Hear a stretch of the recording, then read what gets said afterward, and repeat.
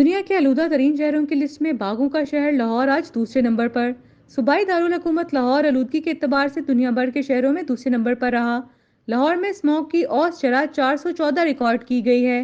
D H a phase 8 کا AQI 714، سید مراتب علی road کا ایئر کوالٹی انڈیکس 613 پر پہنچ گیا ہے۔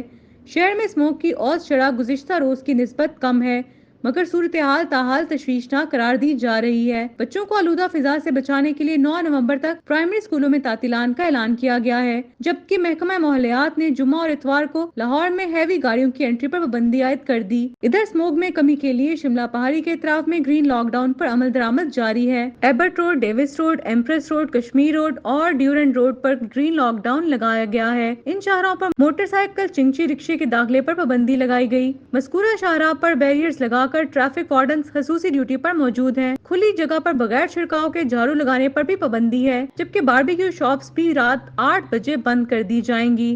گرین لاک ڈاؤن کے باعث شملہ پہاڑی نادرا آفس کے باہر بڑی پارکنگ بھی ختم کر دی گئی۔ 1 ماہ کے لیے نادرا پارکنگ کو متبادل کھلی جگہ منتقل کر دیا گیا ہے۔